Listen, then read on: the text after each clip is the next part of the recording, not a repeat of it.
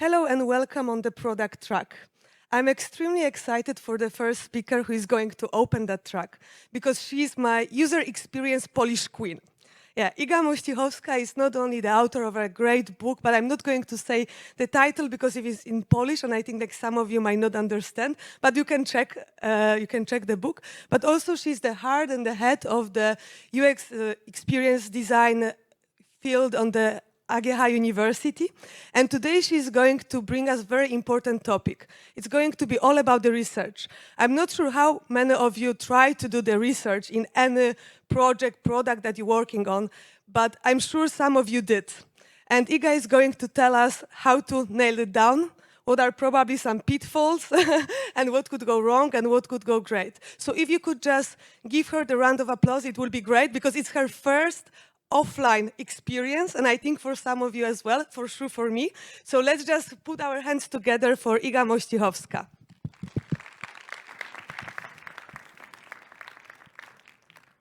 Thank you for the welcome. Okay, so let's get started. Hello guys, my name is Iga. Thank you for the introduction. And it's true, I'm a researcher by education. I'm also a designer by passion. And currently, I'm also a trainer by profession. And I think it gives me a particular approach to user experience research because, on one hand, I understand how important it is to make good research, to do good research. But on the other hand, I understand that this is not a goal in itself, it's just means to an end, a better product. And for many years, I ran a user experience studio. We did projects for our clients. I also did research for my clients. And I prided myself in doing very complex projects, ones that I were proud of. I even remember I had a client once who was walking around his office with our research report, hugging it and praising it to everyone how wonderful it is. And I know it from his coworker who is actually making laugh at him. But you know what? In this particular project, the findings that were in this report were not really implemented. So was it still good research? At the very beginning of my career, I had to spend a lot of time, teaching and showing how important it is to make data-driven decisions, to base your decisions not on the loudest person in the room, but based on data and research. And yes, I did even write a book about it, and currently it's like the top manual for top textbook, sorry. For students, for people starting in the industry. And I feel like we already reached the point when pretty much everyone understands it. I mean, yes, we need to use data to make a decision. That's kind of obvious for most of us, because knowledge is power, right? So I'm not going to talk about it. I assume you already know that. What I want to talk to you about is how we can make it more valuable for our organization and our team. And let me start with a recap of one of the tasks that I do in my research trainings. I ask always people at the very beginning, what are the barriers, the obstacles to user research? And you can see here a list of different ideas, different answers to this question, taken from a couple of training sessions. There's one answer that always comes up. I mean, take a guess. What is it? It's lack of time. Research takes time. An IT world needs to ship, and it needs to ship fast. Research is something that stays in the way. And these are the insights taken from my trainings, but there is actually data that can support it. Norman Nielsen Group did a survey. They asked various UX professionals working in different industries, what is the main reason that your organization is not doing research? And of course, the answer, the top #1 answer was, of course, limited time. So why is that? Why is it that research takes so much time? It's because we researchers are taught that research has to be done right. And it's true. This is why you have to have, the right research questions. You have to get the right people. You need time to write the proper script and do some pilot sessions and, have a lot of time to do a visually stunning report, right? It takes time. So in essence, this is really a waterfall project. We're at ACE conference. I assume I don't have to tell you why this is wrong, why waterfall does not work. So how can we make it more agile and light? So I looked for inspiration. Probably I'm not so unique in that. I looked for inspiration in the Agile Manifesto. And there are 4 rules for foundations that I would like to propose. First, we need to think more of how we can make the insights more actionable rather than talk about tools and methods, things we love. Because we researchers, we could talk to you about methods for hours, right? We are taught about it, we love it. But the thing is, this is something that is important, of course, but it's important mostly for the researchers. There's been a study made by Rolf Mollich. He asked various decision makers, he showed them the reports and asked them, what is the most important piece of information in this report? And guess what? All the things relevant to methodology were the least important ones. People did not care about it. They didn't want to know how the research was done. They wanted to know what are the findings. So it's really, it's not a matter of why we do the research, how we do the research, is how we can use the data that we found in this research. Making a good call, making a good, well-informed decision, this is really the outcome of research, not a report, as you can see here. So how do we make it work? The best way is to find a situation in your organization, maybe a project, where there are no short and easy answers. No one really knows the answers, yet a lot depends on it. And I'll give you an example. A couple of years ago, I did a project for one of my clients.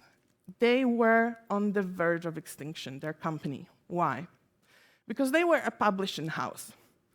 They printed textbooks for people at schools. And a couple of years ago, our government said, we're going to have national manuals, national textbooks. We'll give it away for our students. No pay. I mean, imagine the panic that arose in these publishing houses. They were about to be nationalized, right? So they were panically looking for other ways of earning money, changing their business model. And when they had all these doubts and, no clues what to do, they turned to research. I did a huge product discovery research study, and it was up to date one of the most complex projects that I did. Excuse me.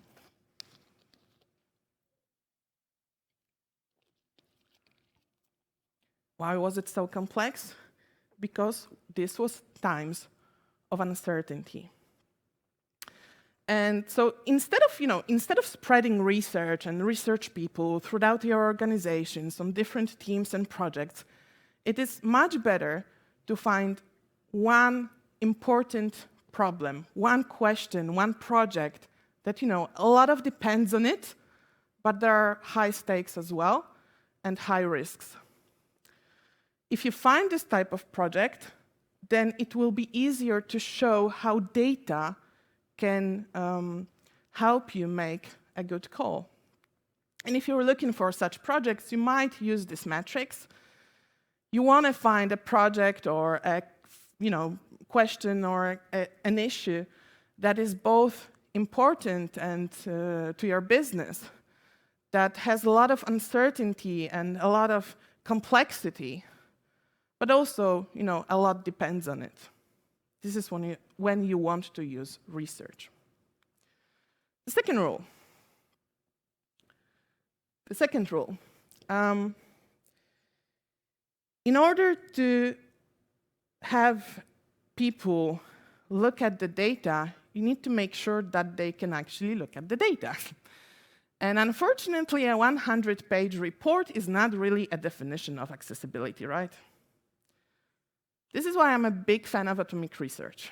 This whole idea that, data that we find in research is in the form of nuggets. And when I say nuggets, I know some people refer to as KFC nuggets, and I think it's ridiculous. Why would I want to work with KFC nuggets? So instead, I like to think about it as gold nuggets. Pieces of information, pieces of data are like gold nuggets. And you have many of them from different sources, both quantitative and qualitative. And you look for, how they can be combined together and drive you to relevant conclusions. So let me give you an example. A couple of years ago, I did a project for a culinary website. We did interviews, we did some user tests. They were more on the quantitative side. We also did some competitive analysis. What we learned is that people care about the author of the recipe. If they know that this recipe comes from a renowned chef, then automatically they think it's a good recipe. And what we also learned is that our website had more chefs and more recipes coming from them than any other competitor. So we were basically like sitting on this huge competitive advantage that wasn't really being used. Because yes, there was some information about the author of the recipe, but it was hardly visible. So, the recommendation for that was pretty simple. Just, make it, highlight it, right? Highlight the author of the recipe because this is our competitive advantage. So this data nugget, instead of putting it into a report, you have this huge repository of nuggets. Each nugget is described, showing you where was it taken from, this insight, who was it obtained by, what problem or feature it refers to, or maybe what persona it's relevant to. All sorts of information that you find important. And people can look through those data, and they don't need to read the full report. They don't need to learn everything about the research. They just can focus on this one element, this one information that is important to them. And it also takes a lot of time out of reporting. It is said that about you can cut down the time spent on reporting by 60 or even 70% by doing that. And this is what a repository of nuggets can look like. Easily accessible, easily searchable. And the only drawback here is that people on your team, people need to actively look for the data. So if you don't have this culture of people looking for data to support their decision, then it might be a good idea to also accompany this repository with some short executive summaries, or maybe a bulletin with the main insights, main findings. Third foundation, research cannot be just a commissioned project. In order to make everyone use the data, there needs to be a lot of research. And the problem with researchers is that there are never enough of them. Whether you have 1 or 20, They're always swamped with work. I don't know exactly how it works, but believe me, this is what's always happening. So how can we make sure that the research is really happening? By asking others to join us, either by helping out. Some of them could help you out with planning, or they can help out with writing notes and making interpretations. Some of them can even make some small research sessions by themselves.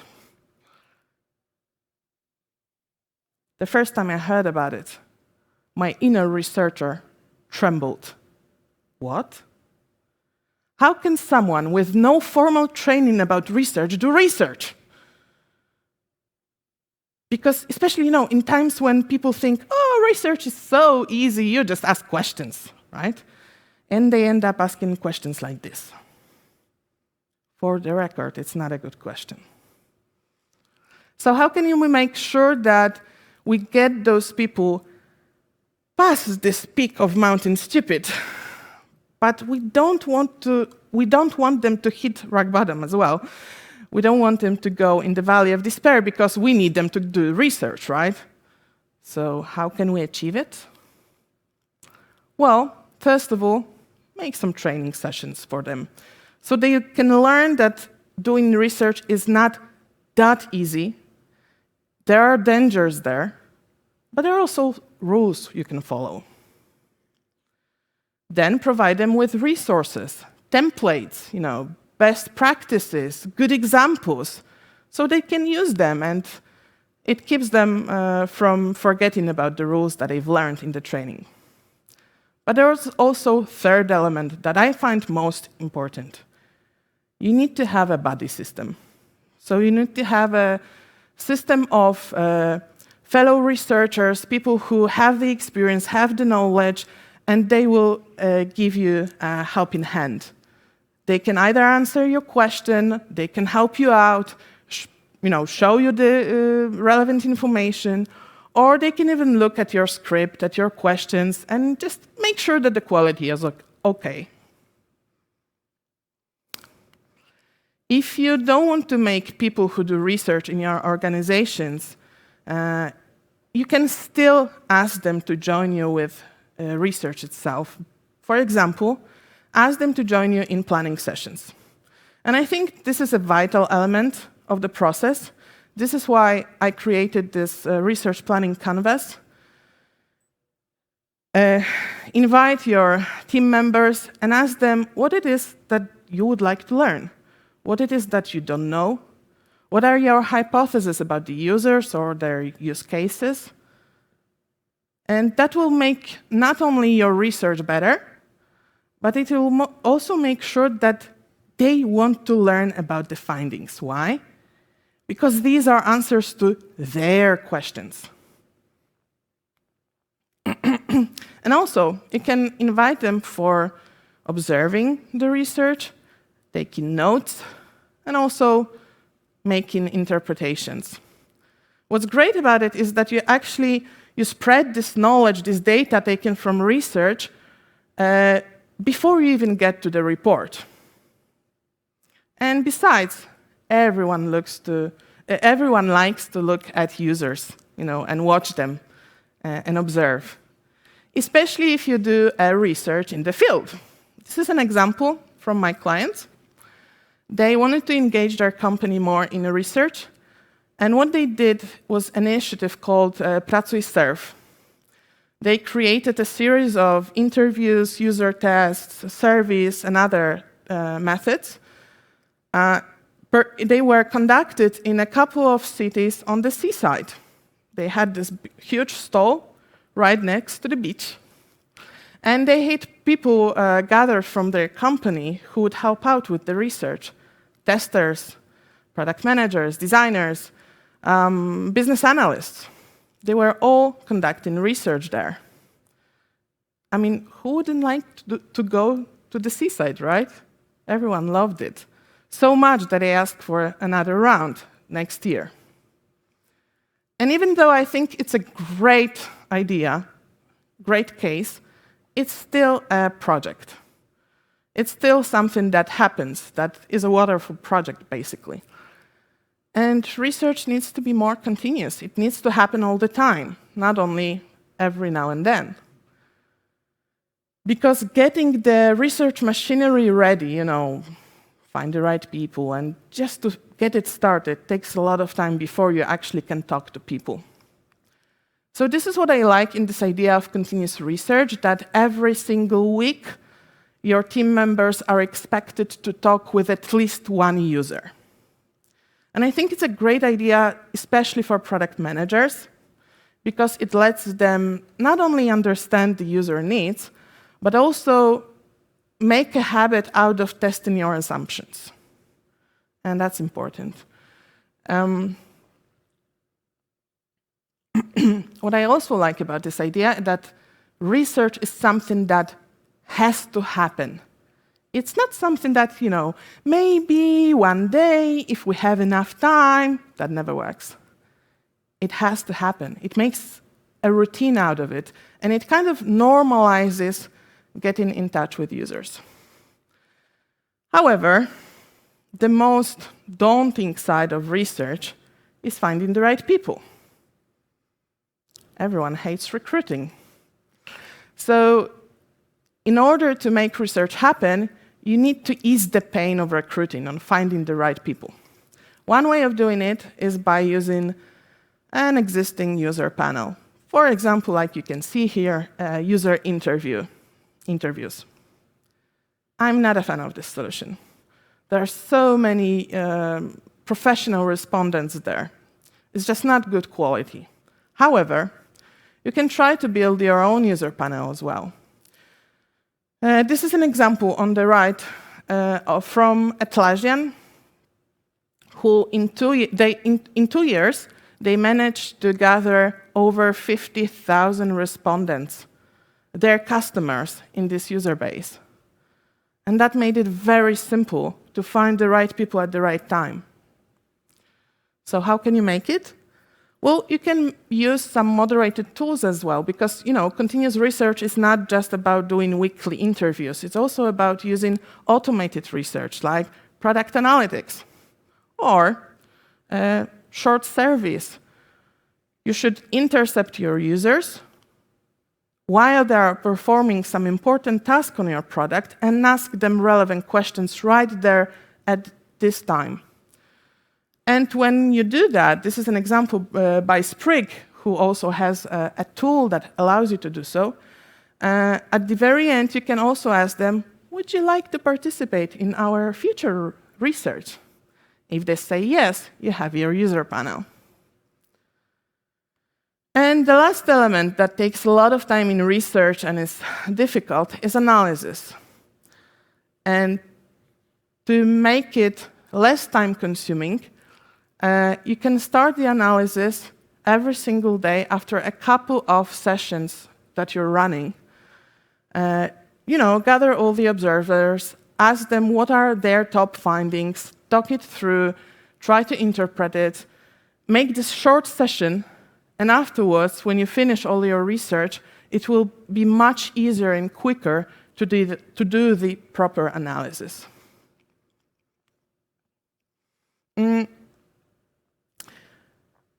Continuous research, in order for it to happen, you need to have research planned and conducted all the time. And that means that you need to know what to research.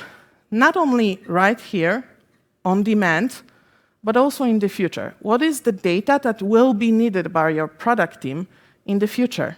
Short-term future, and also long-term future. Because if you have the answers to their question before they make a decision, that's when the research is impactful, because it drives the product management. So one way of doing that is having a hot list for questions, all sorts of product questions that your team members have. You can either create this list and just let them know, guys, this is the list that we have here. If you have any question, please write it down here. Or you can create a workshop when you ask them directly, what are the things that you would like to learn now or in the future? What are the things that you think might come in handy? It's important for the researchers to understand the product roadmap so they can anticipate what kind of data, what kind of questions will need to be answered in the future. Because when they know that, they can actually implement those questions in the research that is already going.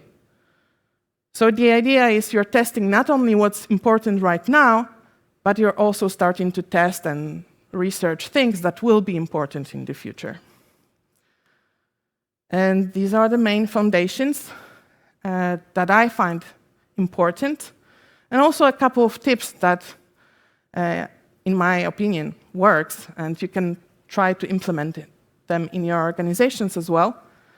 And if you feel like, if this is something helpful, I could use it in my company, but you still have some questions, then this is how you can reach me and talk about this efficiency of either design or user experience research. Thank you.